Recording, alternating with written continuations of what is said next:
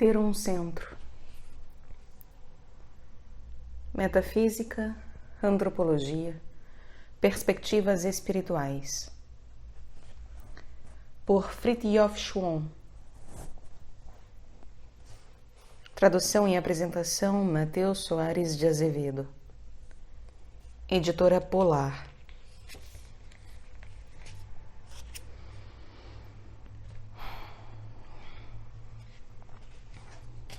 Prefácio do autor. Paradoxalmente, às vezes é mais difícil encontrar um título do que escrever um livro. Sempre se sabe aquilo que se quer dizer, mas nem sempre que nome lhe dar. É verdade que a dificuldade não resulta da natureza das coisas, pois poder-se-ia seguir o exemplo de Rumi e intitular uma obra um livro que contém o que ele contém. Mas vivemos num mundo pouco inclinado a aceitar tal desafio aos usos habituais e que nos obriga a nos manter dentro de uma certa inteligibilidade. Escolheremos, assim, o título do primeiro capítulo, Ter um Centro, que introduz, à sua maneira, os capítulos subsequentes, tratando de antropologia em todos os seus níveis e também, mais à frente, de metafísica e vida espiritual.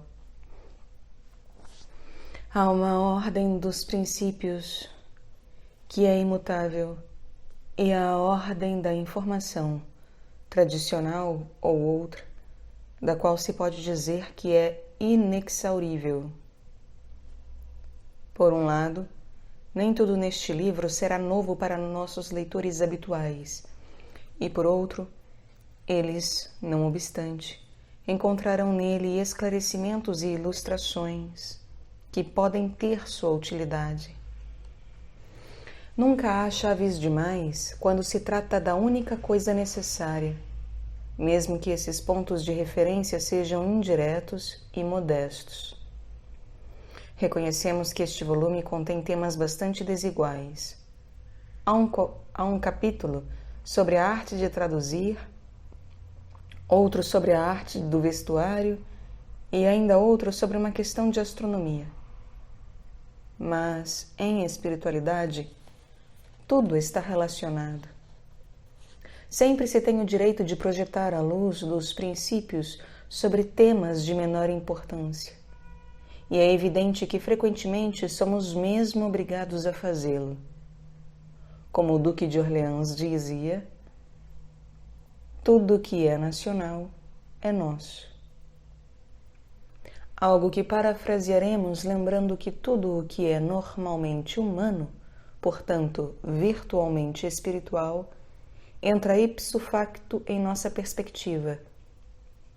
E é preciso um pouco de tudo para fazer um mundo.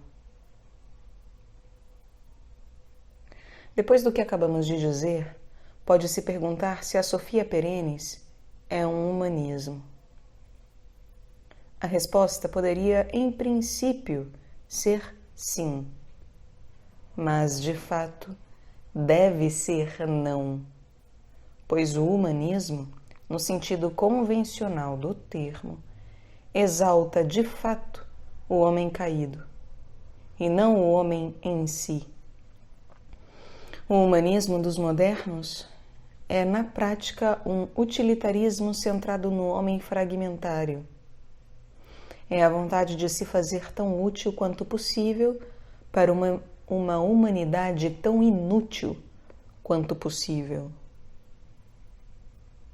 Quanto à antropologia integral, pretendemos precisamente neste livro explicar o que ela é.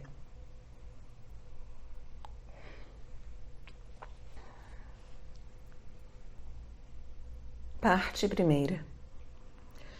Antropologia integral. Capítulo 1. Ter um centro.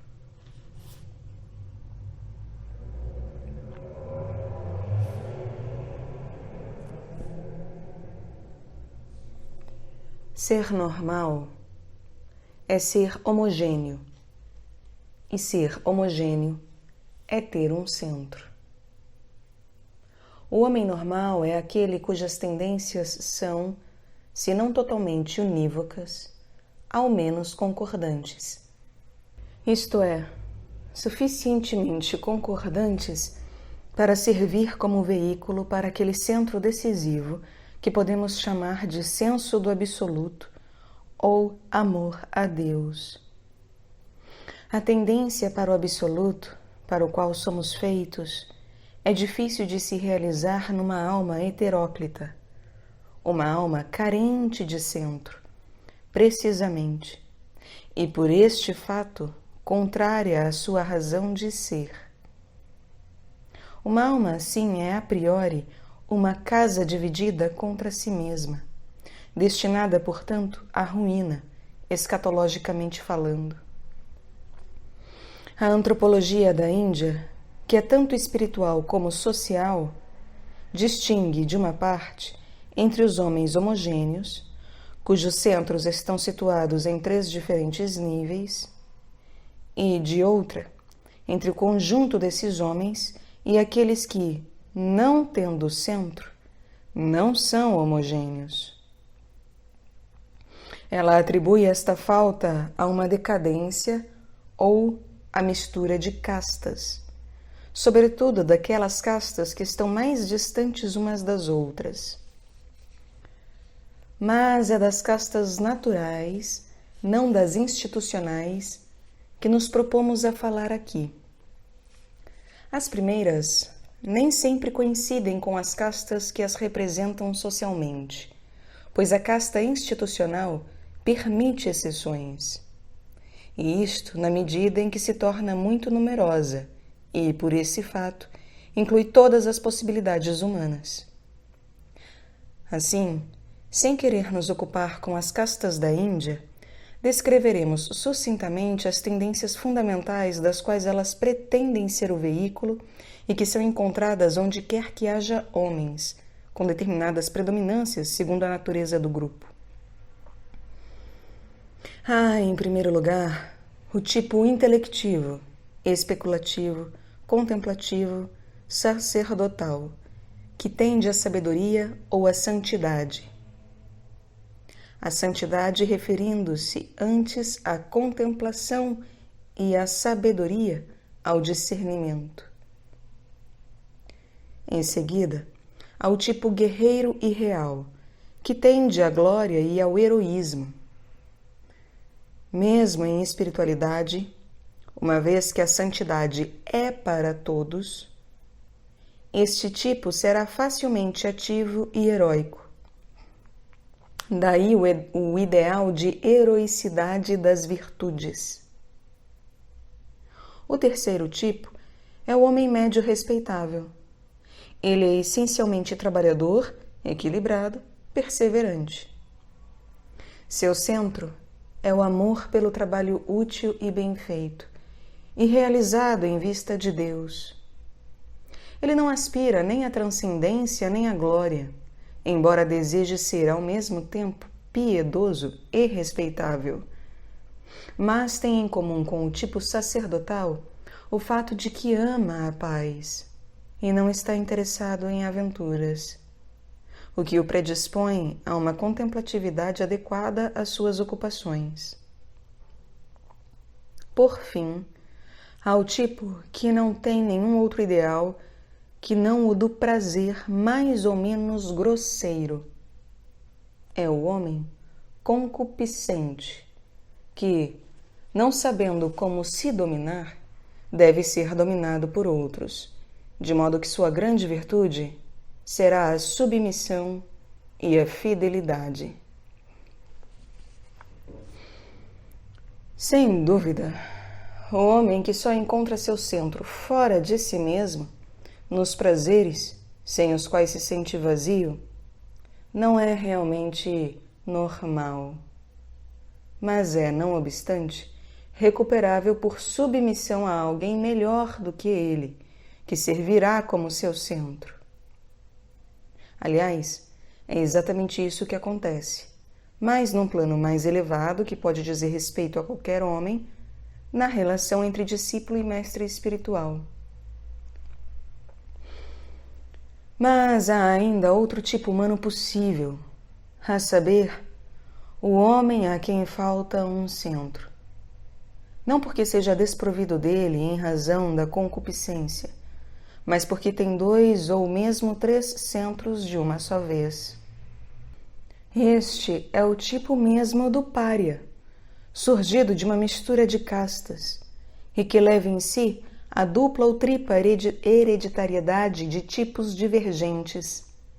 Aquela do tipo sacerdotal, por exemplo, combinada com o tipo materialista e hedonista do qual acabamos de falar. Este novo tipo, o descentrado, é capaz de tudo e de nada. É um mímico e um ator nato, sempre procurando por um substituto para o centro, e daí por uma homogeneidade psíquica que necessariamente lhe escapa. O pária não tem centro, nem continuidade. Ele é um nada ansioso por sensações. Sua vida é uma série descontínua de experiências arbitrárias. O perigo social de tal tipo é evidente, uma vez que nunca se sabe com quem se está tratando. Ninguém deseja confiar num chefe que, no fundo, é um saltimbanco e que, por sua natureza, está disposto ao crime. Isso explica o ostracismo do sistema hindu com respeito àqueles que, tendo surgido de misturas muito heterogêneas, estão fora das castas.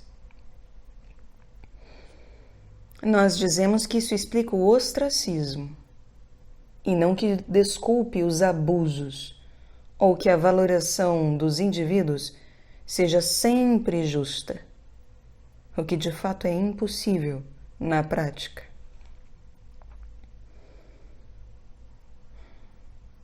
Em geral, o tipo psicológico do homem é uma questão não de presença exclusiva de uma determinada tendência, mas de predominância.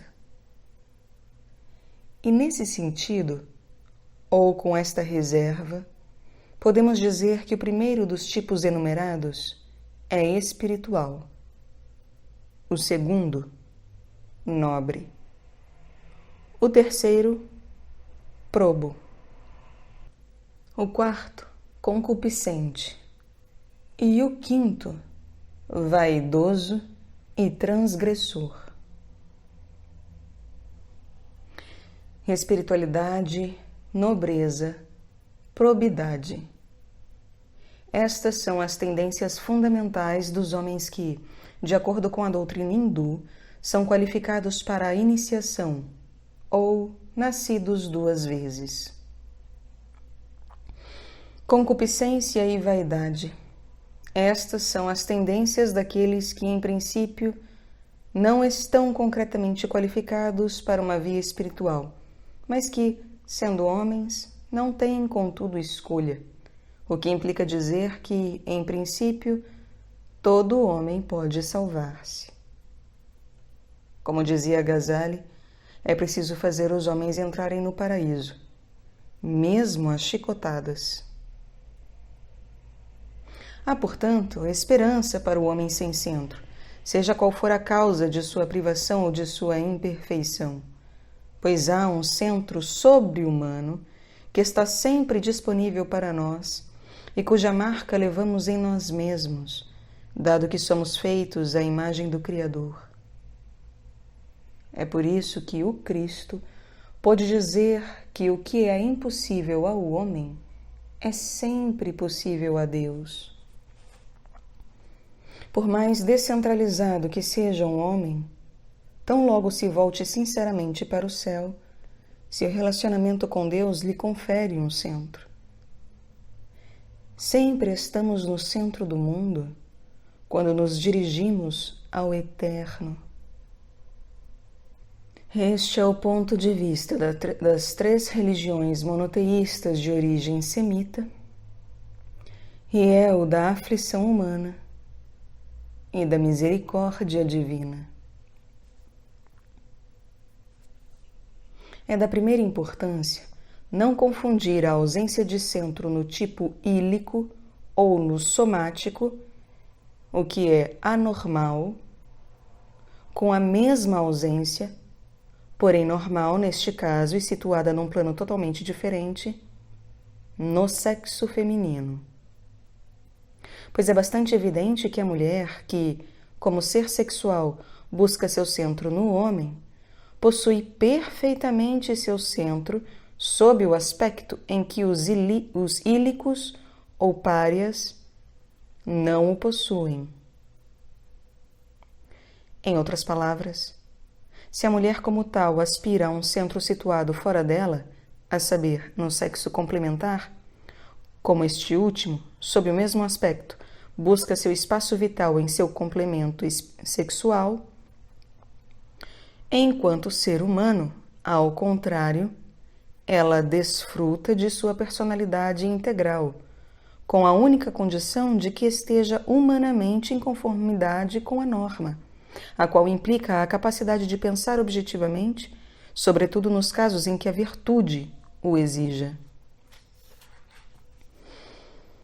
Crê-se frequentemente que a mulher só é capaz de objetividade e, portanto, de lógica desinteressada às custas de sua feminilidade, o que é radicalmente falso. Uma nota.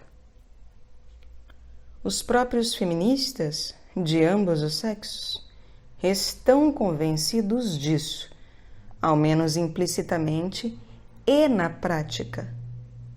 De outro modo, não aspirariam à virilização da mulher.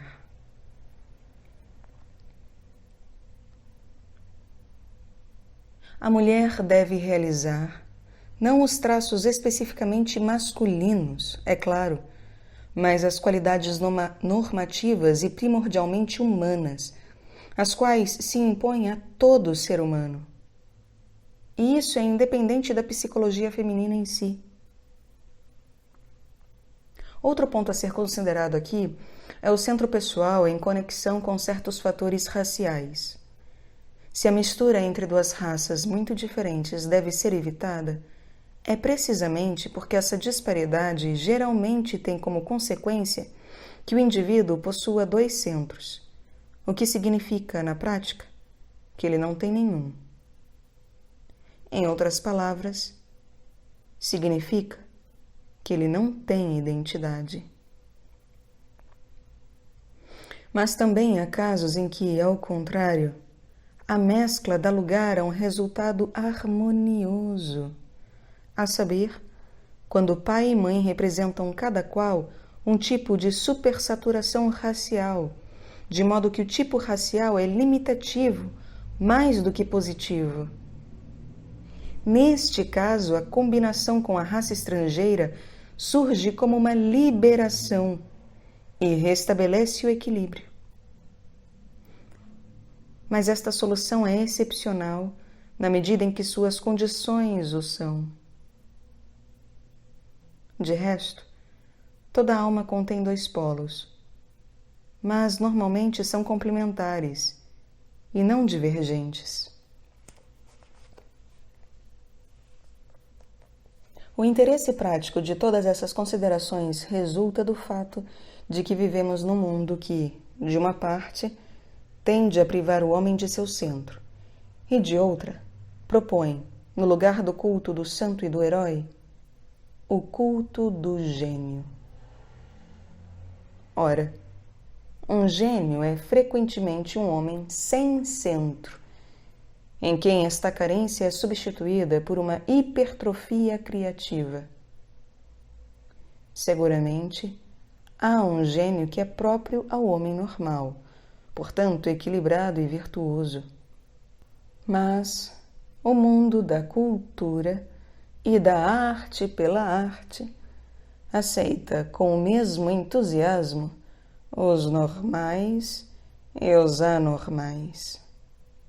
Estes últimos, sendo particularmente numerosos, na medida em que os homens de gênio podem sê-lo, naquele mundo de sonhos ou pesadelos que foi o século XIX.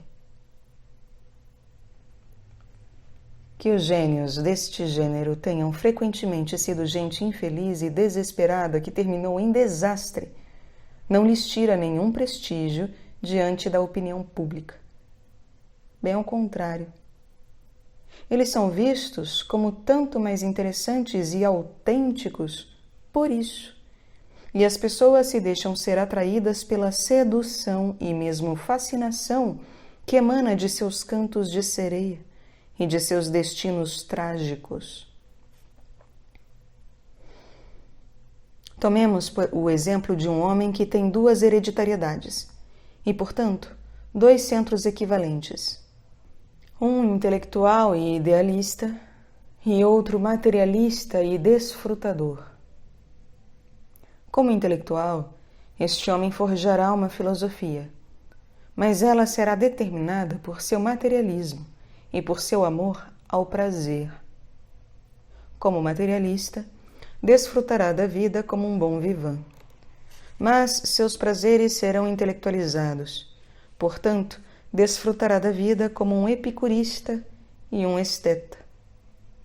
E será um homem elusivo e inconsequente, dominado pelo prazer do momento, que sempre justificará por sua filosofia hedonista.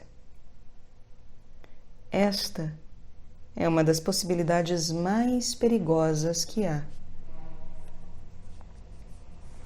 Tampouco é surpreendente que um homem simultaneamente genial e desprovido de verdadeiro centro seja facilmente psicopata. E isso precisamente por conta de seu subjetivismo desenfreado. Seja ele um artista esquizoide, um político paranoico ou outra caricatura de grandeza. Está muito bem admirar as qualidades de uma obra brilhante, mas seu criador pode ter, ao lado de seu gênio, um caráter perfeitamente odioso. Neste caso, os valores que são manifestados em suas criações, ou em algumas delas, derivam de apenas um único compartimento de seu psiquismo cindido e heteróclito, não de uma personalidade homogênea.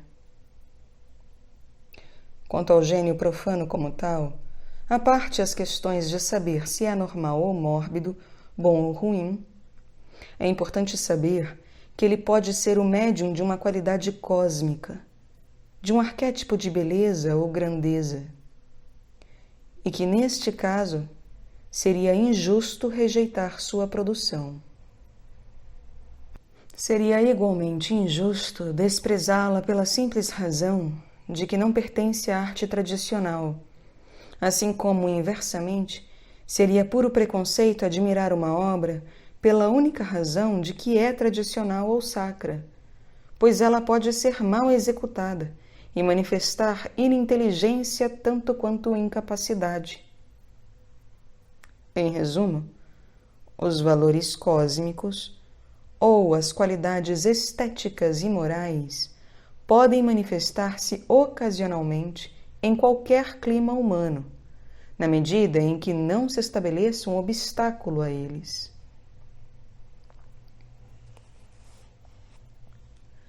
Deve-se insistir, portanto, neste ponto. O que é censurável no gênio exteriorizado e mundano não é necessariamente a sua produção, mas o fato de que coloca seu centro fora de si mesmo, numa obra que, de certa maneira, o priva de seu núcleo real ou se coloca no lugar deste núcleo. Este não é o caso do gênio não determinado pelo humanismo. Em Dante, por exemplo, ou em Virgílio, a obra foi a manifestação providencial de um centro imensamente rico e profundo, de um gênio, precisamente, no sentido ideal, normativo e legítimo do termo. O critério de tal gênio é, em resumo, que o autor está tão interessado em sua salvação como em sua obra, e que esta última exiba os traços deste interesse. Sem dúvida, falando de literatura, este critério não poderia aparecer em cada poema, nem em cada conto. Mas isso se aplica a toda obra que exige uma leitura prolongada e tem que compensar esta intrusão por uma fragrância espiritual e interiorizante. Todo escritor ou artista deve comunicar, além de sua mensagem literal, elementos de verdade, nobreza e virtude, senão ideias escatológicas. O preconceito mais estúpido e perverso é a arte pela arte, a qual não poderia se fundar sobre o que quer que seja. Incontestavelmente é, em última análise, o narcisismo humanista, com sua mania de uma produção individualista e ilimitada, o responsável por esta profusão, no fim das contas, inútil, de talentos e gênios. A perspectiva humanista não apenas propõe o culto do homem, mas, por este próprio fato, quer aperfeiçoar o homem de acordo com um ideal que não transcende o plano humano. Ora, este idealismo moral não tem nenhum futuro, porque depende inteiramente de uma ideologia humana. É um ideal que quer que o homem seja sempre produtivo e dinâmico. Daí o culto do gênio, precisamente. O ideal moral do humanismo é ineficaz porque está sujeito aos gostos do momento, ou à moda, se se quiser. Pois as qualidades humanas, que implicam por definição a vontade de se superar, não se impõem senão em função de algo que nos supera. Assim como o homem não poderia ter sua razão de ser em si mesmo, do mesmo modo suas qualidades não poderiam representar um fim em si. Por isso, a gnose deificante exige as virtudes.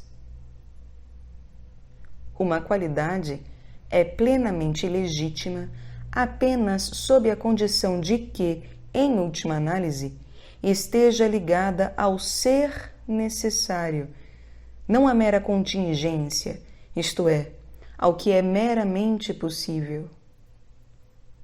A contradição inicial do humanismo é que, se um homem pode prescrever a si mesmo um ideal que o agrade, também pode algum outro, pela mesma razão, prescrever a si outro ideal, ou nada em absoluto. E, com efeito, o humanismo amoralista é quase tão antigo quanto o humanismo moralista. A franqueza moralizante de um Kant ou um Rousseau é seguida pelo amoralismo aventureiro de um Nietzsche. As pessoas já não dizem que o humanismo é amoral. Elas agora dizem: a moral sou eu. Mesmo que essa moral seja a ausência de toda a moralidade.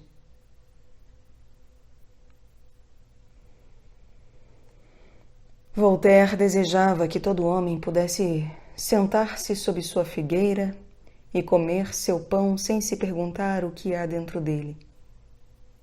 Citamos aqui de memória. Ele quer dizer: protegido da tirania dos dogmas e padres. Mas, bom humanista que é, esquece-se completamente que o bom homem com quem sonha é potencialmente uma besta selvagem. Portanto, que o homem não é necessariamente bom e que a única coisa que protege o homem de outro homem, ou os bons dos maus, é precisamente a religião, tirânica ou não. E isso mesmo se ela, por sua vez, libera alguns homens maus contra alguns homens bons, o que em qualquer caso é inevitável, e um mal muito menor comparado a um mundo sem disciplina religiosa, um mundo entregue somente aos homens, precisamente.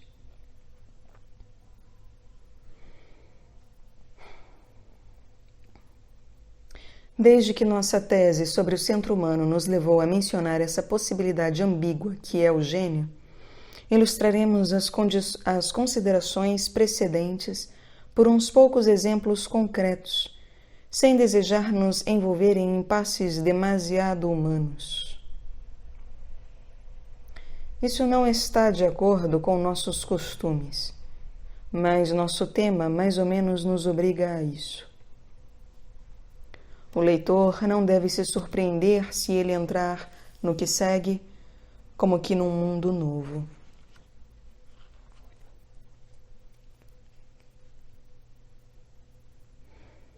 A despeito do fato de que Beethoven tenha sido religioso, ele estava inevitavelmente situado no plano do humanismo, portanto, da horizontalidade. E embora não houvesse nada de mórbido a seu respeito, notamos a desproporção característica entre sua obra artística e personalidade espiritual, característica precisamente do gênio surgido do culto do homem, portanto, da renascença e suas consequências. Não se trata de menosprezar o que é poderoso e profundo em muitos dos motivos musicais de Beethoven, mas, levando tudo em conta, uma música deste tipo não devia existir. Ela exterioriza e, portanto, exaure possibilidades que deveriam permanecer interiores e, à sua maneira, contribuir para a envergadura contemplativa da alma. Neste sentido, a arte de Beethoven é uma indiscrição e uma dilapidação, como é o caso da maioria das manifestações artísticas desde a Renascença. Mesmo assim, comparado a outros gênios, Beethoven foi um homem homogêneo, e daí normal, se abstrairmos precisamente sua paixão demiúrgica pela exteriorização musical. Ao lado de motivos musicais que têm toda a pura beleza dos arquétipos, há forçosamente em Beethoven e seus sucessores, em Wagner notadamente, traços que denotam a megalomania da Renascença e, portanto, do idealismo humanista. Mesmo sendo sensível a determinados motivos musicais e a determinadas harmonias polifônicas que os põem em relevo, não se pode impedir de constatar o lado desproporcional e pesado da produção musical em questão. Uma melodia pode ser celestial, mas uma sinfonia ou uma ópera são excessivas.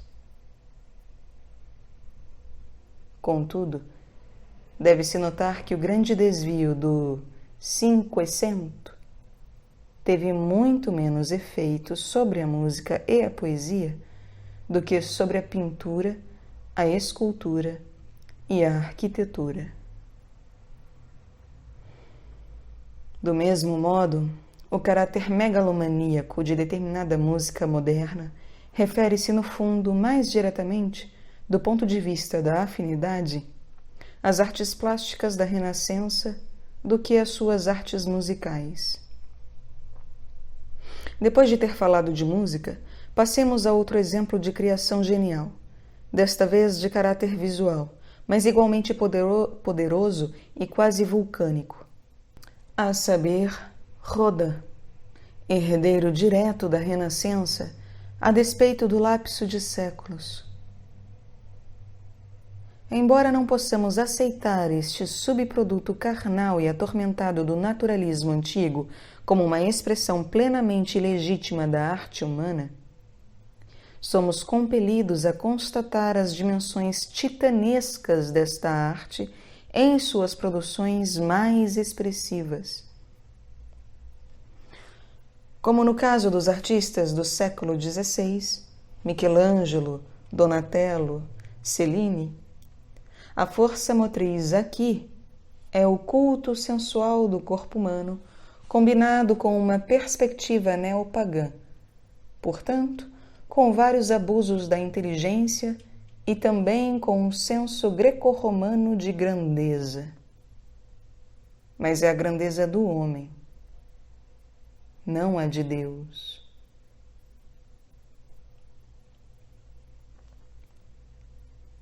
Uma das causas determinantes da eclosão de gênios do fim do século XVIII em diante, mais especialmente no século XIX, foi o empobrecimento do ambiente.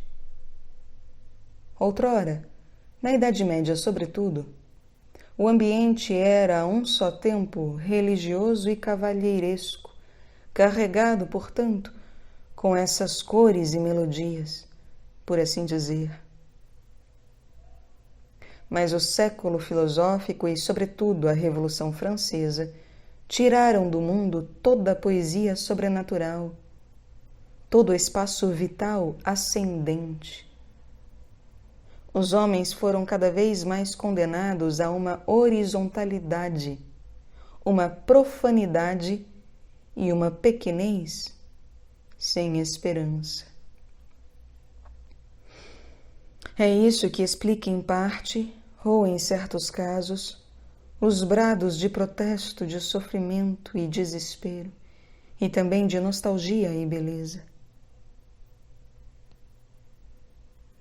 Se Beethoven ou qualquer outro grande criador, em não importa qual domínio da arte, tivesse vivido na época de Carlos Magno ou de São Luís, seu gênio poderia ter permanecido mais interior.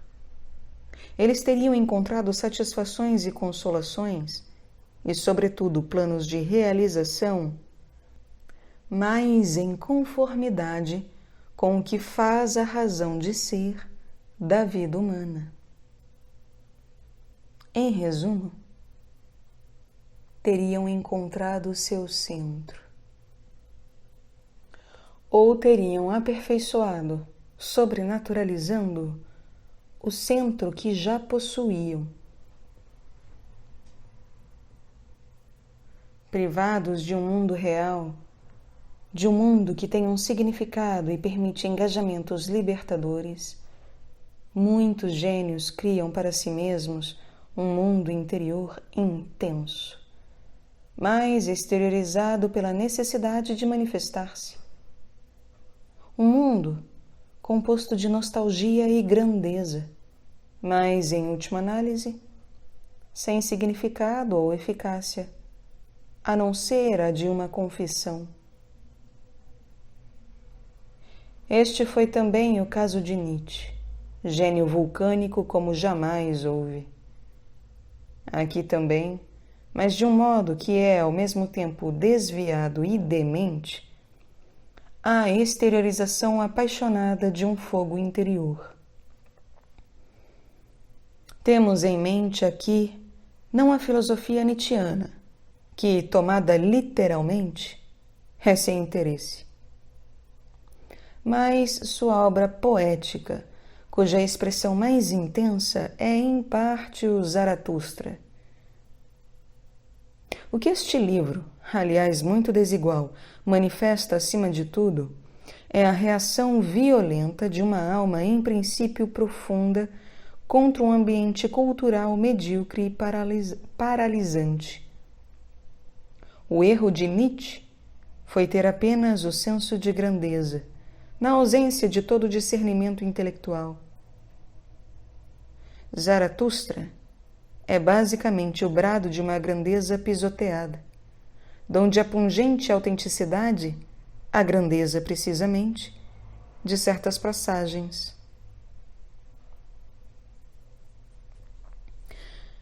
Não de todas elas, certamente, e sobretudo não daquelas que expressam uma filosofia meio maquiavélica, meio darwiana, ou uma habilidade literária menor.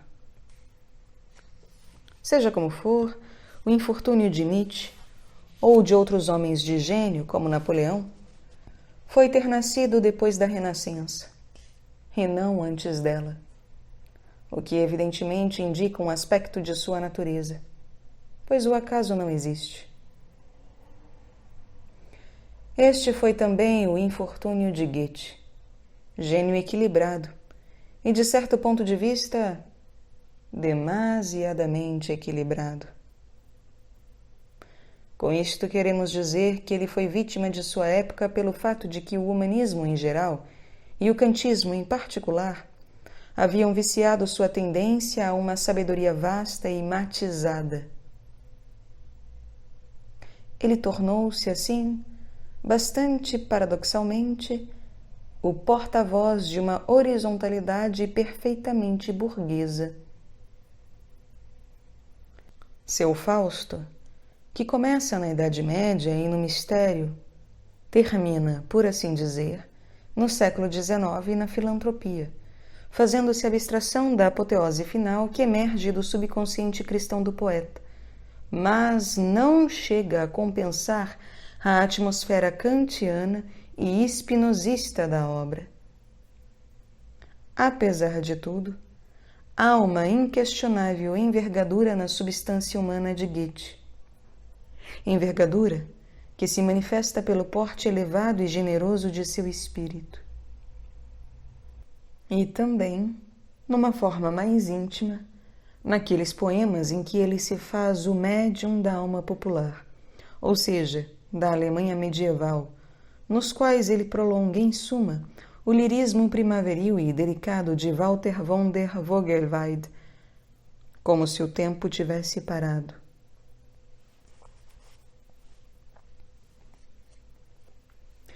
Um tipo particularmente problemático de talento desviado de sua verdadeira vocação é o romancista.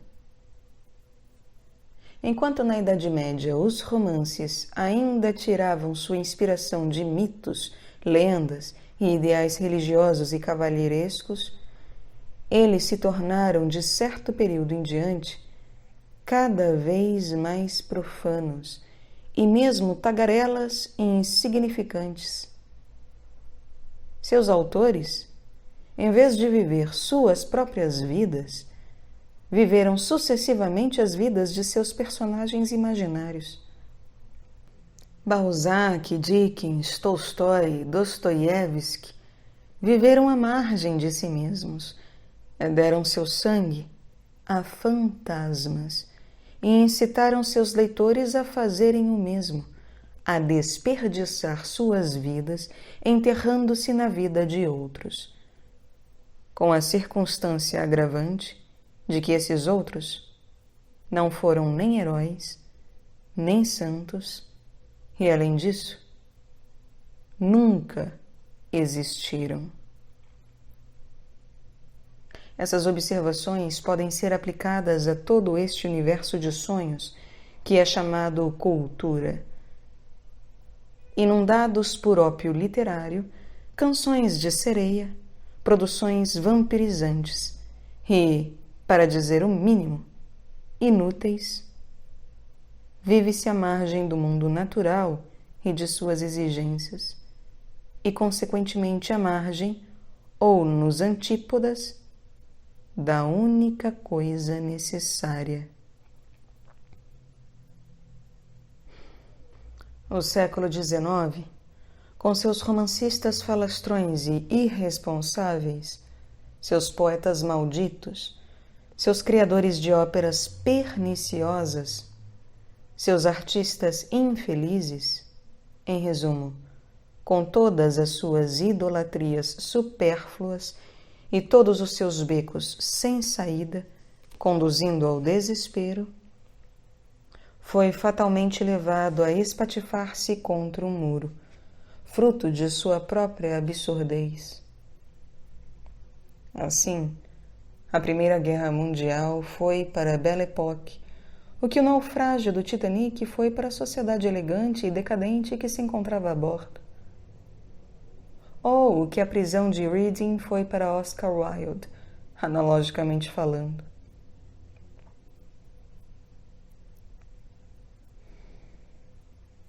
Como outros escritores e artistas, Wilde oferece valores isolados. Pensamos aqui em seus contos, os quais gostaríamos de ver em outro contexto geral, mas de que se pode dizer, ao menos, que uma beleza sempre comunica uma gota de orvalho celestial, mesmo se apenas por um instante. Prognosticando nele uma dimensão mística, o culto da beleza não foi senão sua sombra dourada. Sente-se pena do autor, e gostaríamos de salvá-lo de seu lado mórbido e fútil. Tem-se, de todo modo, o direito de pensar que sua conversão in extremis, após tantas provas cruéis, foi um encontro com a misericórdia.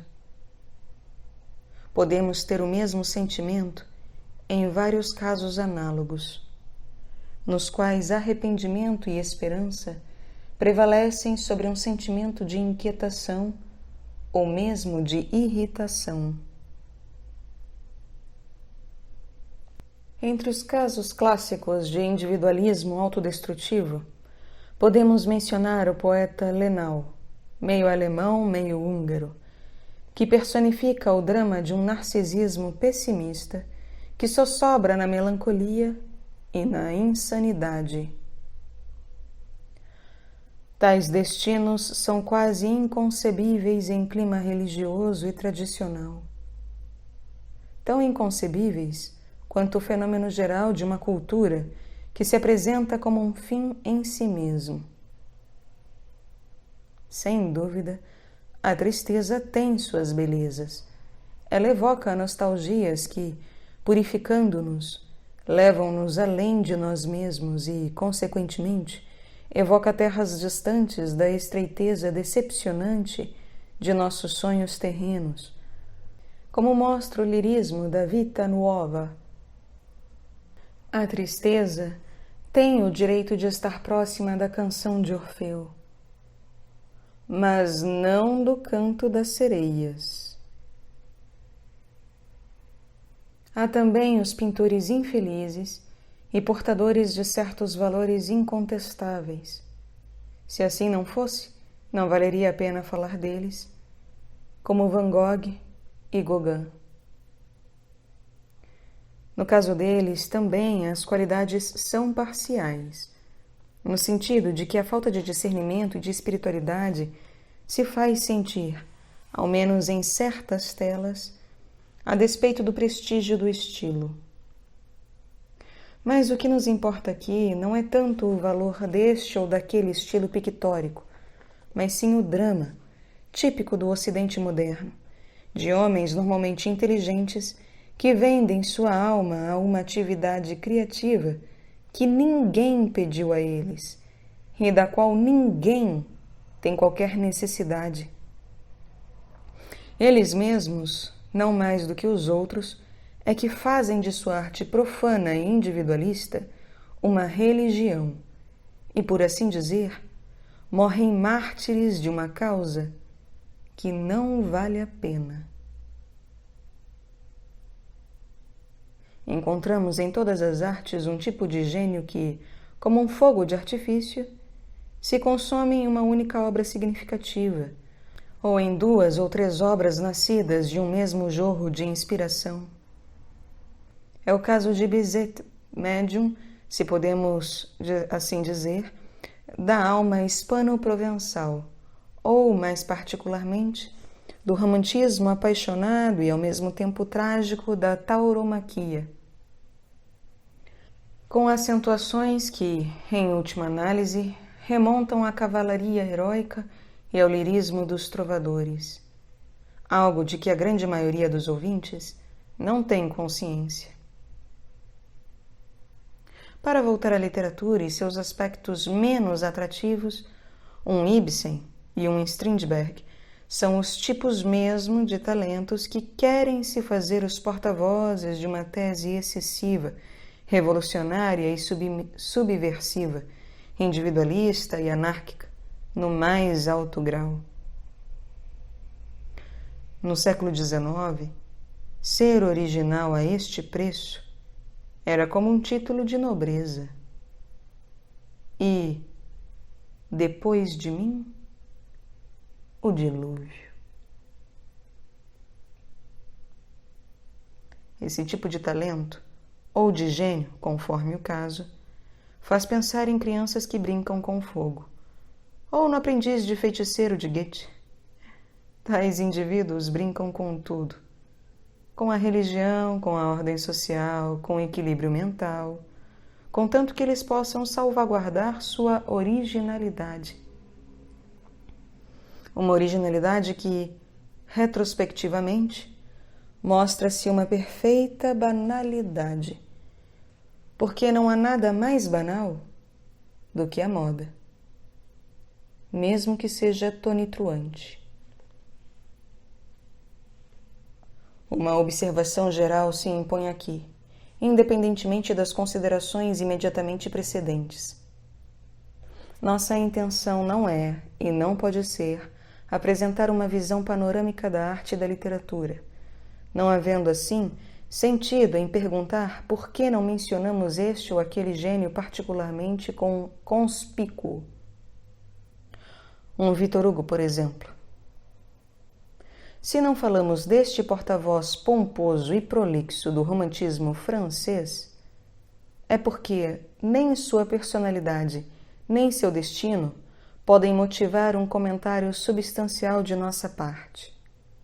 E a mesma observação pode se aplicar a todas as outras celebridades tipologicamente equivalentes.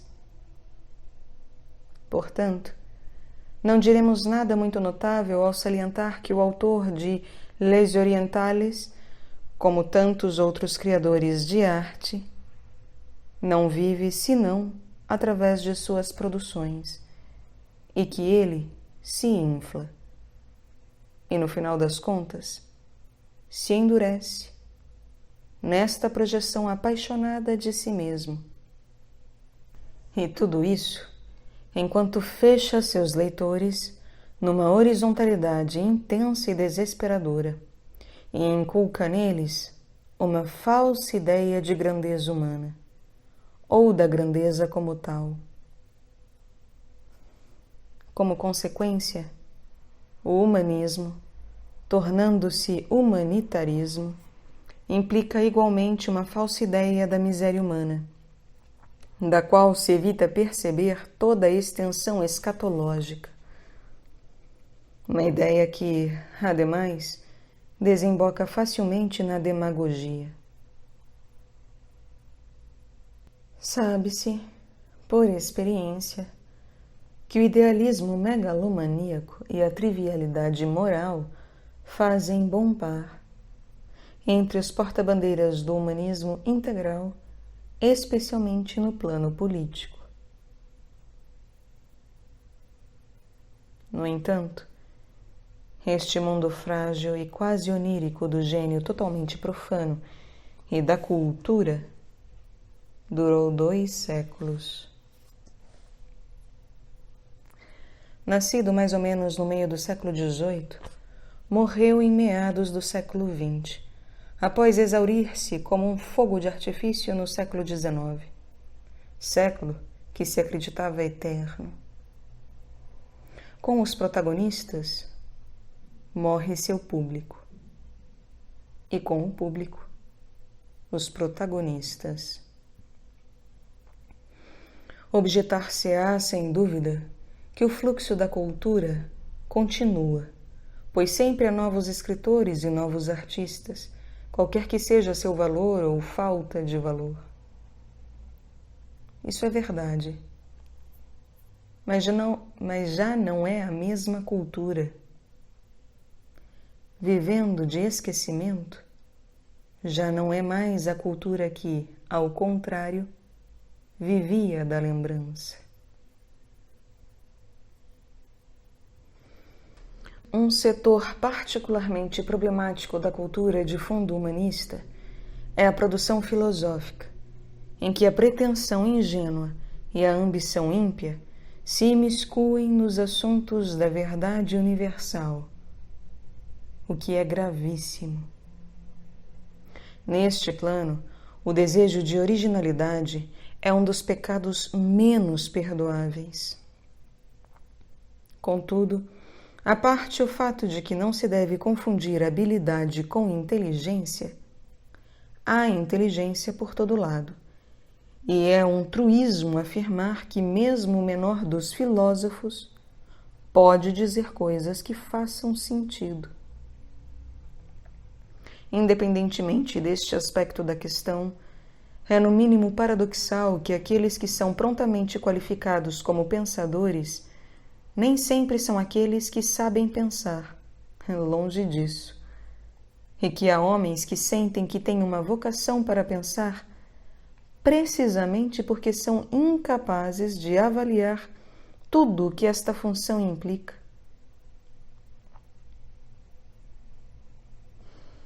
Quanto às doutrinas, e este é um ponto de vista inteiramente diferente, é preciso reconhecer que a filosofia profana se beneficia, por vezes, e sob certos aspectos mesmo frequentemente, de circunstâncias atenuantes, pelo fato de que as inadequações da teologia contemporânea e as cisâneas confessionais provocam, com boas razões, dúvidas e reações. De maneira que os filósofos são mais ou menos vítimas, pelo menos na medida de sua sinceridade. Pois as verdades da filosofia perene, largamente desconhecidas pelos teólogos convencionais, exigem no espírito humano alguma coisa que as substitua. Isso não explica todo o fenômeno do pensamento moderno, é claro, mas seus aspectos mais respeitáveis ou menos desculpáveis.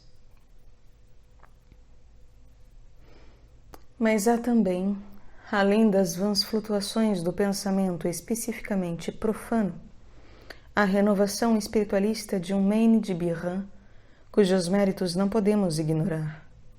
Para não mencionar os prolongamentos da teosofia antiga no caso de Louis-Claude de Saint-Martin e de Franz von Baader, e parcialmente em Schelling. Voltando agora à corrente de literatura filosófica, e de fato é a esta corrente que a dialética hegeliana pode ser aplicada, a mais séria reprovação que podemos fazer à média desses pensadores é sua falta de intuição do real e, consequentemente, sua falta do senso de proporção, ou a miopia e a desenvoltura com que eles manobram as mais graves questões que a inteligência humana pode conceber, e para as quais alguns séculos ou alguns milênios de consciência espiritual forneceram a resposta. Talvez seja conveniente mencionar neste contexto um fenômeno tão deslocado quanto irritante, e que é o filósofo, ou assim chamado filósofo, que imagina poder apoiar suas teses aberrantes por meio de romances e peças de teatro, o que implica inventar histórias extravagantes a fim de provar que 2 mais 2 são 5. E isso é de fato característico de uma mentalidade que não vê a absurdez de a inteligência negar a inteligência. É como se alguém fosse parafrasear o cogito ergo sum de Descartes de cabeça para baixo, propondo na prática a tese de que eu sou, logo não penso. Normalmente, a vocação de um pensador é sinônimo de senso de responsabilidade. A arte de pensar não é a mesma coisa que a alegria de viver. Quem quer saber pensar deve saber morrer.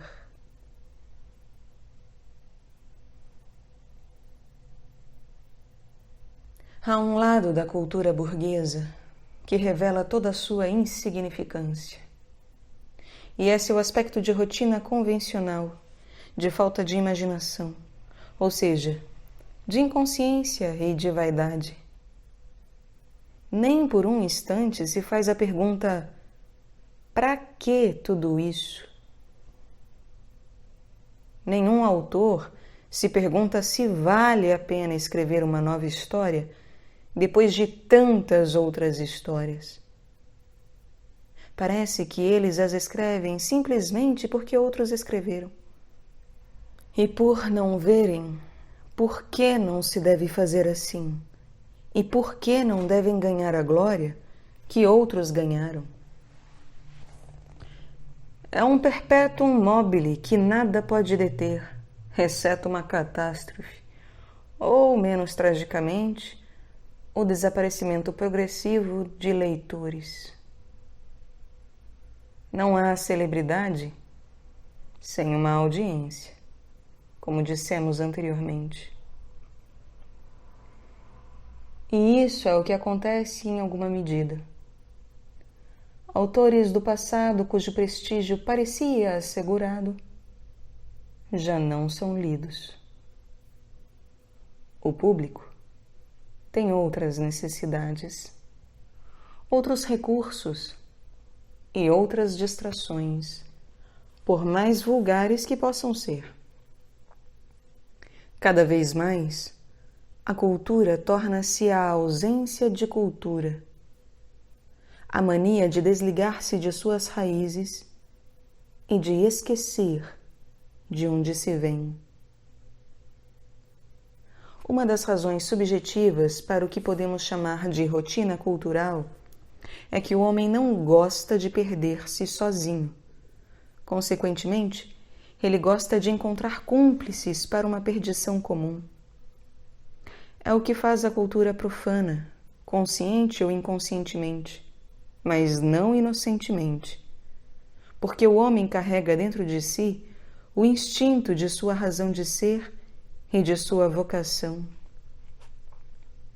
As civilizações orientais têm sido frequentemente criticadas por sua esterilidade cultural, ou seja, pelo fato de não apresentarem uma corrente habitual de produção literária, artística e filosófica. Acreditamos poder nos dispensar, neste momento, do trabalho de explicar as razões para este fato.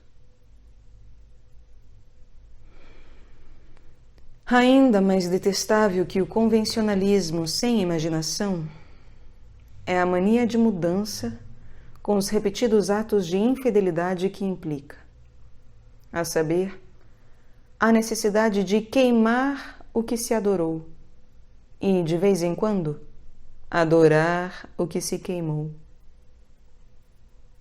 Classicismo, romantismo, realismo, naturalismo, simbolismo, romance psicológico, romance social e assim por diante. E o que é mais estranho em tudo isso é que em cada novo estágio cessa-se de compreender o que previamente havia sido compreendido perfeitamente. Ou finge-se não mais compreender, por receio de ficar para trás. Torna-se obrigatório ainda lembrar de Racine ou Corneille, sobretudo de Molière, que todos ainda sabem ser divertido, ou de Pascal no contexto da cultura, precisamente, bem como aceitar La Fontaine e Perrault por conta das crianças.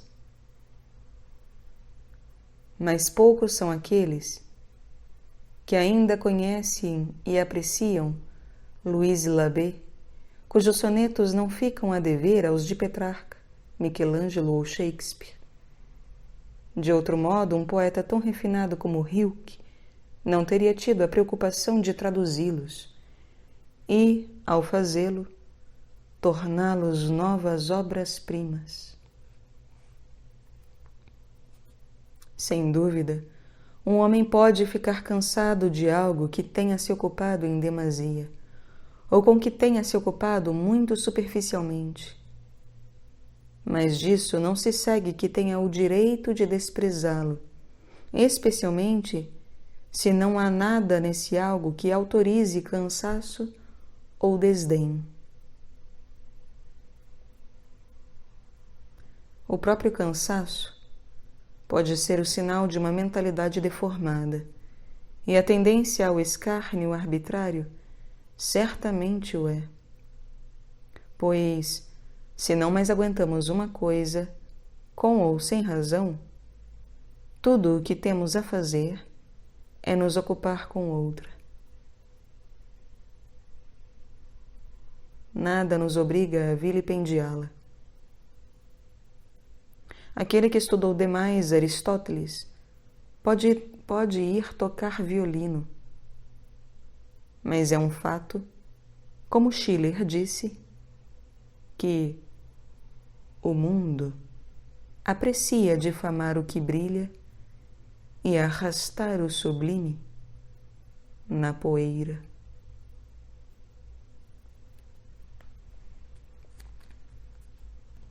Enquanto as artes e literaturas tradicionais manifestam todos os seus modos e toda a sua diversidade de maneira simultânea, contudo com diferenças de acentuação de acordo com as épocas, o Ocidente, desde a Renascença, manifesta seus modos culturais de uma maneira sucessiva, seguindo uma rota cheia de anatematizações e glorificações. A razão para isso é, em última análise, uma profunda heterogeneidade étnica, ou seja, certa incompatibilidade nos europeus entre o espírito ariano e o semítico, por um lado, e entre as mentalidades romana e germânica, por outro.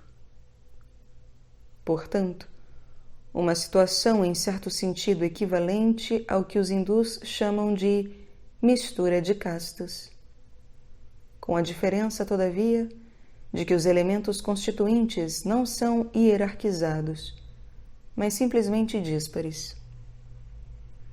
O Ocidente sendo, além disso, mais individualista que o Oriente. Um traço característico da cultura ocidental, desde que terminava a Idade Média, é, de resto, uma certa feminização. Exteriormente, o traje masculino manifesta, de fato, ao menos nas classes mais altas e, sobretudo, entre os príncipes, uma necessidade excessiva de agradar as mulheres, o que é revelador. Ao passo que, na cultura em geral, podemos observar um aumento na sensibilidade imaginativa e emotiva. Em suma, uma expressividade que, estritamente falando, vai demasiado longe e mundaniza as almas, em vez de exteriorizá-las. A causa distante deste traço pode ser em parte o respeito que, de acordo com Tácito, os alemães tinham pela mulher. Um respeito que estamos longe de censurar.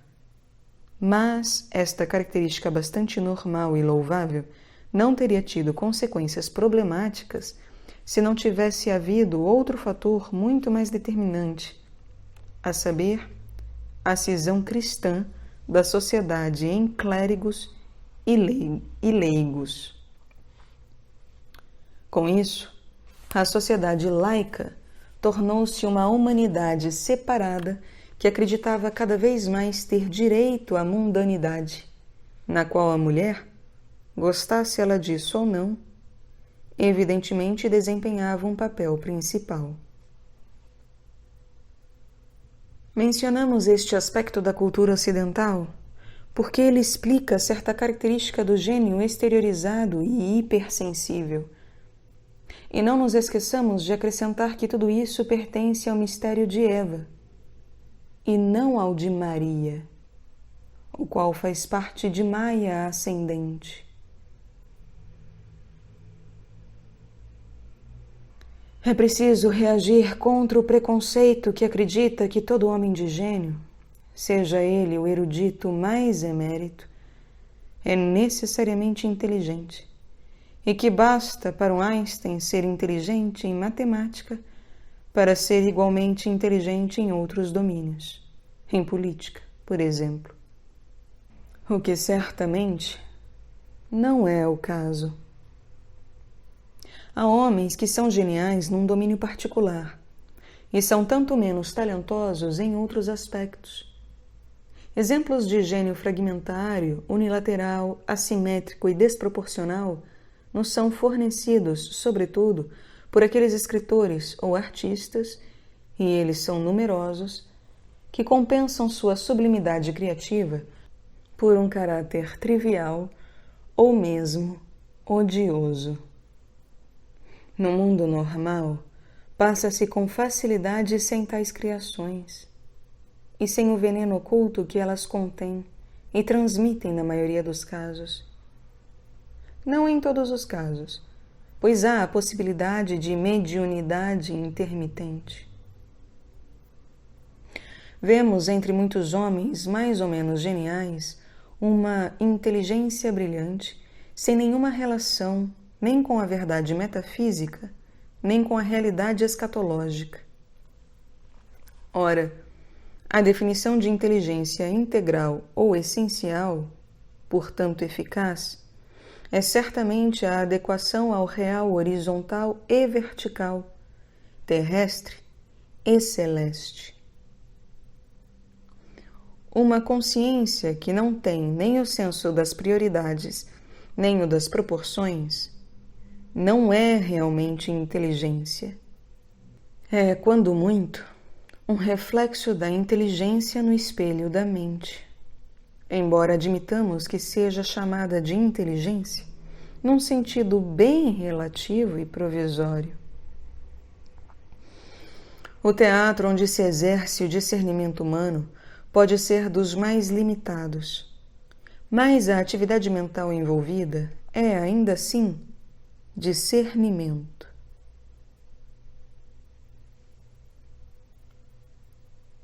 Inversamente, pode acontecer que o homem espiritualmente, portanto, fundamentalmente inteligente, careça de inteligência no plano das coisas terrestres, ou de algumas delas. Mas isto ocorre porque, com razão ou não, ele não chega a se interessar por elas. Para voltar aos poetas, é impossível negar que as peças de Henri de Monterland sejam bastante inteligentes a seu modo. Mas o fato de que o autor, que possuía um caráter excessivamente desigual e contraditório, dificilmente manifestava qualquer discernimento fora da arte dramática, ilustra bem a relatividade e a precariedade do que podemos chamar inteligência mundana. Não se deve esquecer, neste contexto, o papel das paixões. O orgulho limita a inteligência, o que implica dizer, em última análise, que ele a mata. O orgulho destrói as funções essenciais da inteligência, permitindo, ao mesmo tempo, que o mecanismo de superfície subsista eventualmente, como um arremedo. Nesta ordem de ideias, e deixando de lado a questão do orgulho, também podemos nos expressar assim. Num certo sentido, foi muito inteligente da parte dos gregos e seus emuladores terem representado o corpo humano em toda a sua exatidão e com todas as suas contingências. Mas, mais fundamentalmente, foi muito pouco inteligente terem se dado a esse trabalho e terem negligenciado outros modos de adequação, aqueles precisamente que foram desenvolvidos por hindus e budistas. A inteligência como tal é, sobretudo, o senso das prioridades e das proporções, como observamos acima, o que implica já ter o senso do absoluto e a hierarquia de valores correspondente. Portanto, nem a eficácia num domínio particular, nem o fenômeno do gênio devem necessariamente ser identificados com a inteligência em si. Outro erro de avaliação a ser refutado é a mania de ver gênios onde não há nenhum, ou seja, confundir o gênio com a extravagância, o esnobismo, o cinismo e a impertinência, e buscar um objeto de adoração porque já não se tem Deus. Ou, novamente, é adorar a si mesmo numa projeção artificial e ilusória. Ou é muito simplesmente adorar o vício e as trevas.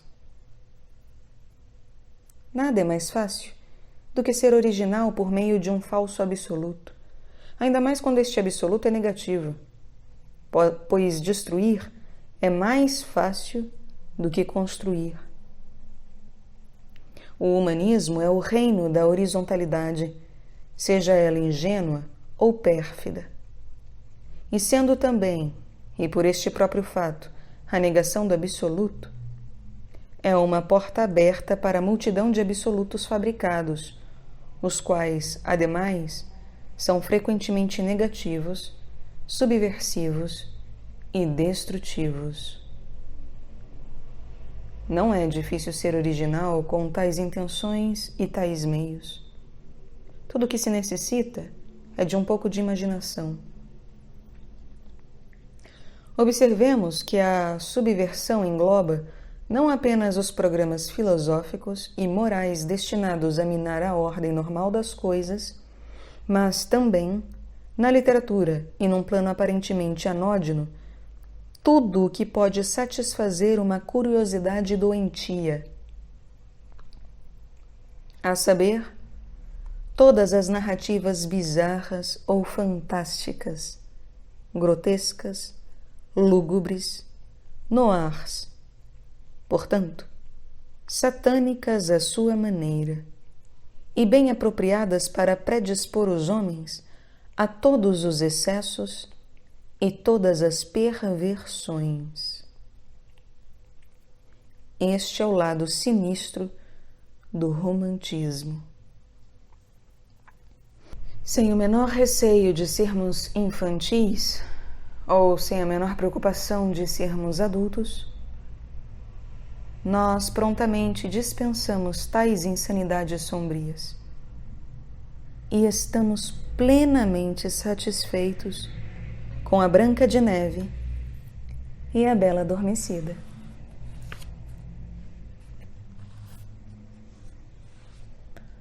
O realismo literário é propriamente subversivo porque almeja reduzir a realidade às contingências mais vis da natureza ou do acaso, em vez de reconduzi-la, ao contrário, aos arquétipos e, consequentemente, às intenções divinas.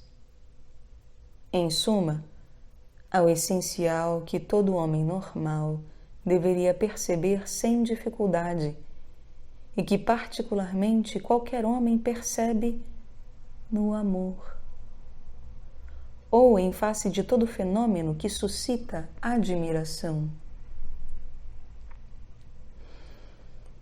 Esta é, ademais, a missão da arte: remover as cascas a fim de revelar o miolo, destilar os materiais até que as essências sejam extraídas.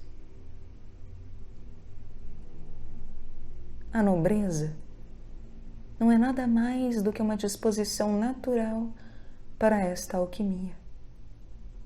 E isso em todos os planos.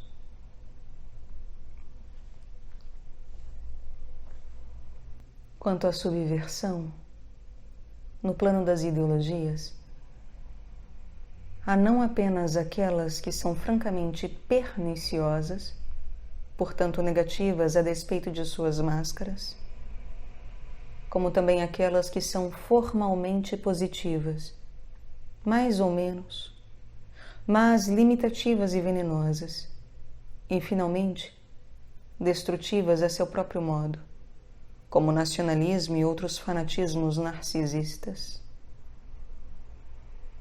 A maioria, se não todas, tão efêmeras quanto míopes. E os piores entre esses falsos idealismos são, em certos aspectos, aqueles que anexam e adulteram a religião. Mas voltemos à questão da originalidade, sobre a qual chamamos a atenção acima. A fim de definir a verdadeira originalidade, diremos o seguinte: a arte, no sentido mais amplo, é a cristalização de valores arquetípicos, e não uma cópia tal qual de fenômenos da natureza ou da alma. É por isso que os termos realidade e realismo têm um sentido na arte e outro nas ciências.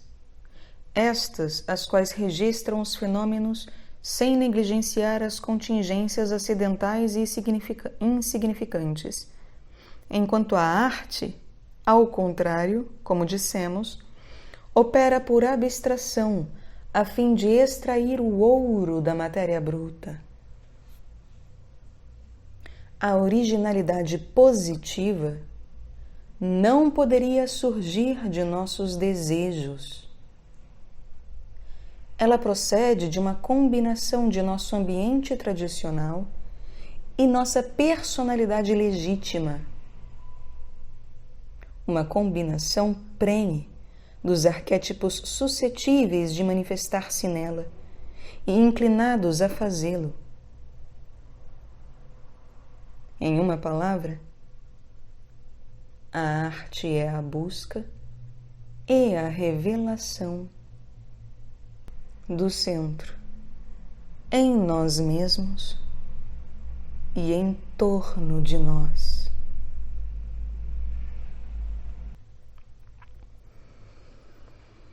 No antípoda do falso gênio que é exaltado, está o verdadeiro gênio que é ignorado. Entre os homens célebres, Lincoln é um exemplo. Ele, que deve grande parte da sua popularidade ao fato de que as pessoas o tomavam, e ainda tomam, como a encarnação do americano médio, tão médio quanto possível. O que ele absolutamente não foi e nem poderia ser, precisamente porque era um homem de gênio, e um homem cuja inteligência, capacidade e também nobreza de caráter superavam em muito o nível da média das pessoas. Outro caso, um tanto estranho, de gênio em plena posse de seu centro, é Gandhi. Caso estranho, dizemos, porque parece ser um caso limite do ponto de vista da santidade. Tecnicamente falando, Gandhi pode sem dúvida ser incluído na categoria dos santos. Tradicionalmente falando, a questão permanece em aberto. Do lado contra, é preciso mencionar suas ideias em parte demasiado liberais, mesmo tolstoianas, embora, a despeito de certas reservas, ele não rejeitasse nem os Vedas, nem as castas. Do lado a favor, pode-se mencionar sua prática do Japa Yoga, o que é um argumento do ponto de vista da tradicionalidade, mas não significa necessariamente santidade. Recordamos o fenômeno sem desejar decidir a questão de uma maneira peremptória. Trata-se, em todo caso, de uma possibilidade característica do período cíclico no qual vivemos, um período de ambiguidades, paradoxos e também de exceções. Dado o fato de que Gandhi não fundou nada e não teve discípulos no sentido estrito do termo, o problema do grau de sua espiritualidade, repetimos, pode permanecer sem resposta. A questão do gênio normal, não condicionado por qualquer abuso cultural, permite-nos passar às considerações seguintes, que têm sua importância neste contexto. O argumento racista de que os brancos, e entre eles os europeus, têm mais gênio do que as outras raças, obviamente perde muito de seu valor, para dizer o mínimo, à luz do que dissemos sobre o humanismo e suas consequências. Porque é de todo evidente que nem uma hipertrofia, nem um desvio constituem uma superioridade intrínseca. Contudo, quando consideramos o gênio sob seu aspecto natural e legítimo, temos o direito de perguntar se este fenômeno é também encontrado entre os povos sem escrita, dado o fato de que eles parecem não ter quaisquer exemplos a oferecer. Nós respondemos sem hesitação que o gênio está na natureza humana e deve poder se produzir onde quer que haja homens. Obviamente, a manifestação do gênio depende dos materiais culturais que estejam à disposição de um grupo racial ou étnico.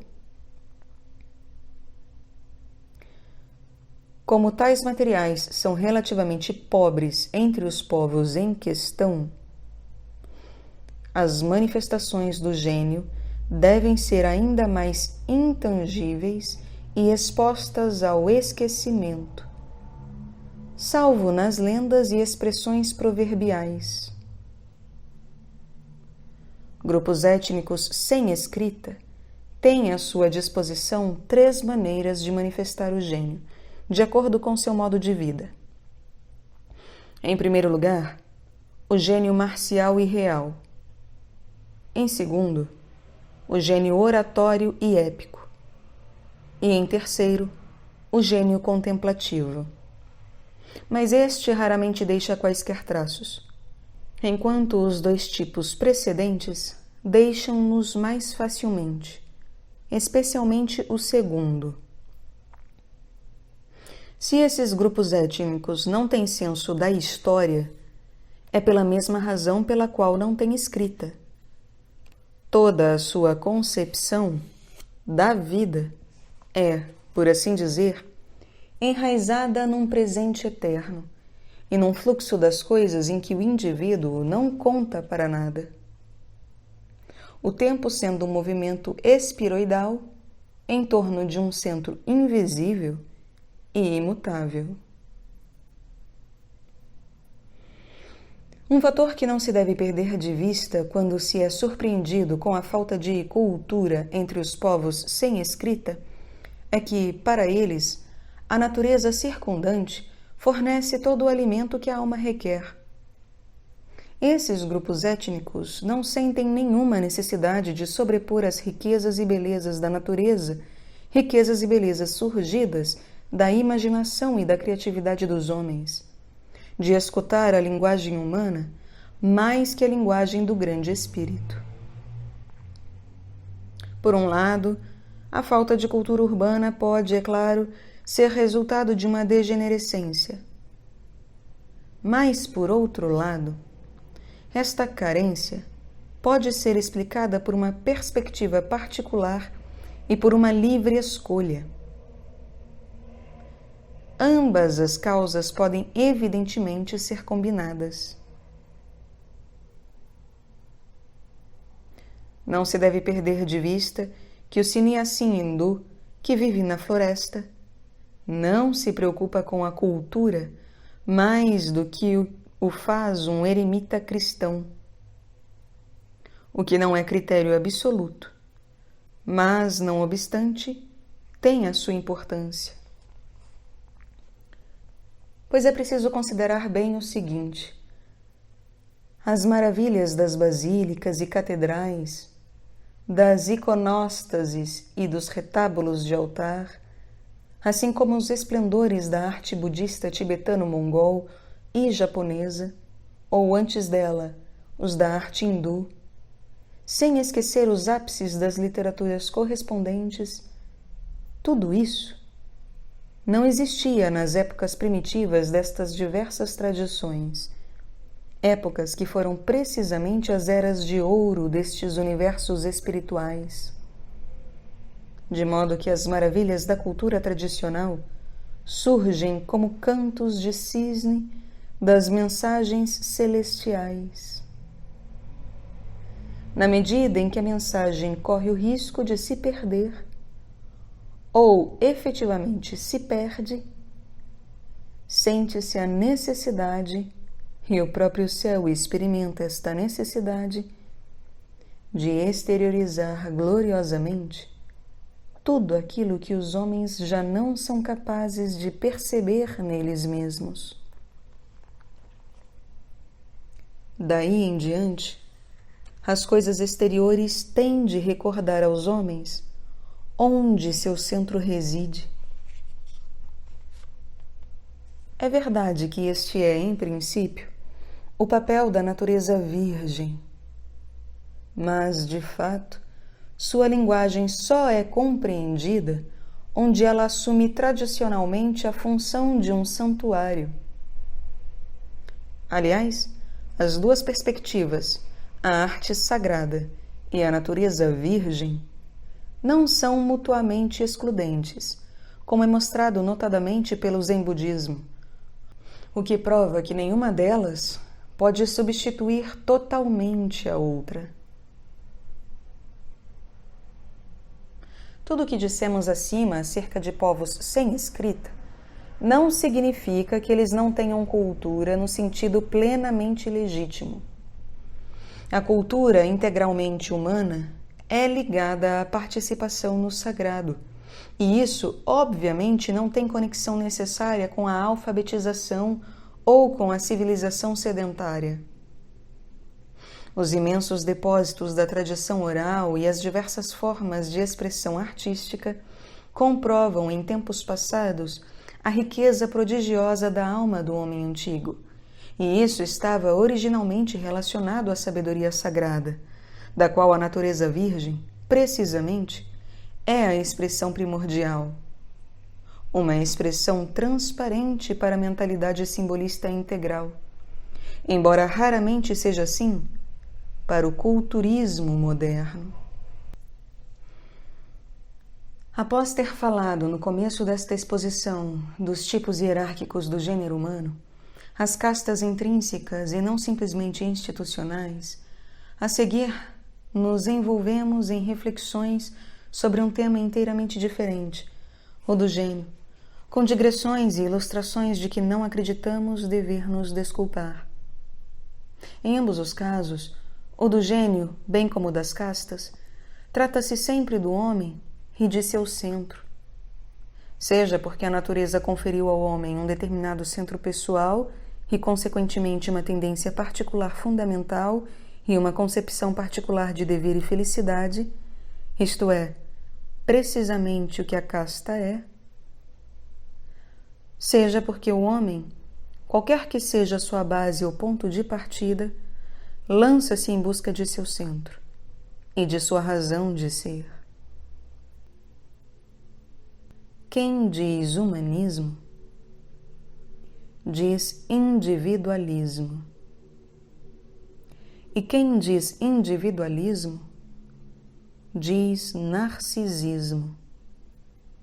E, por consequência, ruptura deste muro protetor que é a norma humana. Ruptura, portanto, do equilíbrio entre o subjetivo e objetivo, ou entre a sensibilidade errante e a inteligência pura. Contudo, não é fácil ter sobre o tema do gênio cultural profano um sentido completamente unívoco. Se, por um lado, deve-se condenar o humanismo e os princípios artísticos e literários derivados dele, não se pode, por outro, evitar reconhecer o valor desta ou daquela inspiração arquetípica e, ocasionalmente, as qualidades pessoais de determinado autor. De maneira que dificilmente se pode escapar de certa ambiguidade. E o fato de que uma obra, em razão de sua mensagem cósmica, possa transmitir valores compreensíveis apenas para poucos, assim como o vinho pode ao mesmo tempo fazer bem a alguns e mal a outros, esse fato torna nossos julgamentos, em muitos casos, se não objetivamente menos preciosos, ao menos subjetivamente mais hesitantes.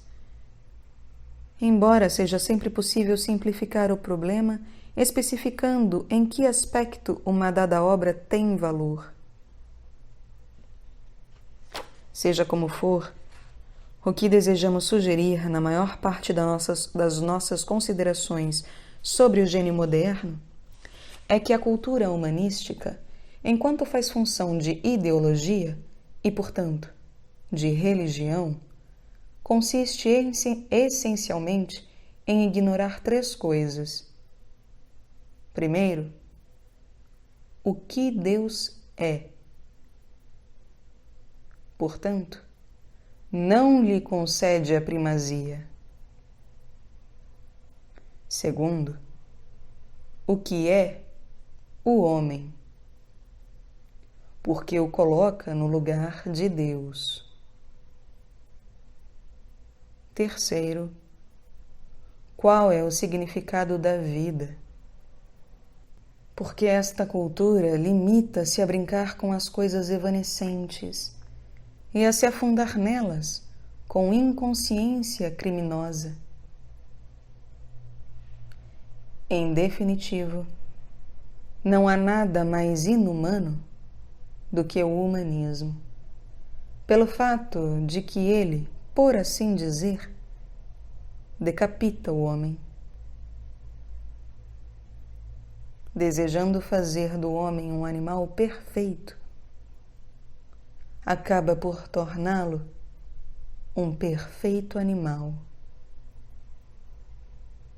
Não de imediato, porque tem o mérito fragmentário de abolir certos traços bárbaros, mas no longo prazo, desde que termina inevitavelmente por rebarbarizar a sociedade, desumanizando-a ipso facto em profundidade.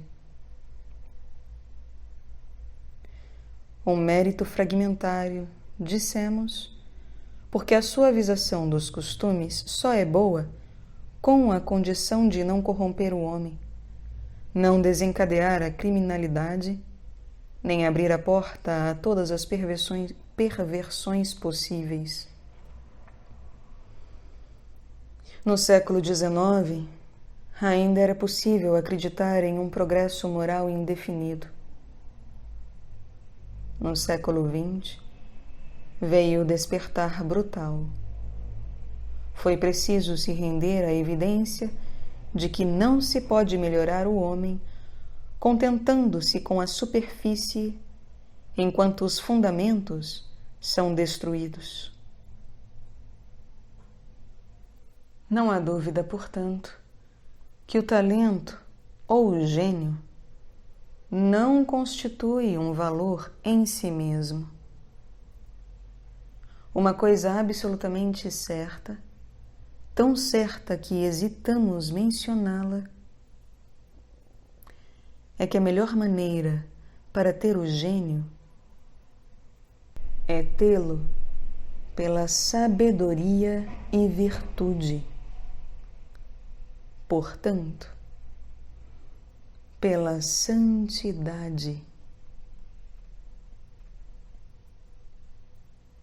A esta plenitude, o gênio criativo pode certamente se associar como um dom suplementar para outros ainda mais do que para aquele que o possui. E com a missão de transmitir elementos de interiorização e por isso mesmo de libertação.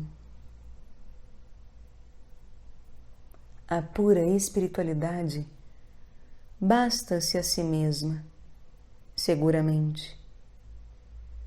Mas ninguém reprovará Dante por ter sabido escrever, nem Fra Angélico por ter sabido pintar. Para retornar ao primeiro tema de nossa exposição, quaisquer que sejam as diferenças fundamentais entre os tipos humanos hierarquizados, do ponto de vista deste enraizamento central que faz a personalidade, há o que podemos chamar, não sem reservas, é claro, de igualitarismo religioso, ao qual nós aludimos antes. O homem, em face de Deus, é sempre o homem e nada mais. Quer possua um centro válido, ou seja dele desprovido. E o homem, sendo assim, é sempre livre para escolher seu centro, sua identidade e seu destino. Para construir sua casa sobre a areia ou sobre a rocha. Livre para escolher, mas, em verdade, o homem que é consciente de seu interesse e preocupado com sua felicidade não tem escolha.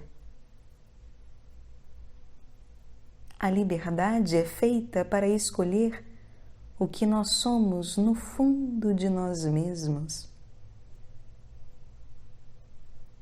Somos intrinsecamente livres na medida em que temos um centro que nos liberta. Um centro que, longe de nos comprimir, dilata-nos, oferecendo um espaço interior sem limites e sem sombras. E este centro é, em última análise, a única coisa que existe.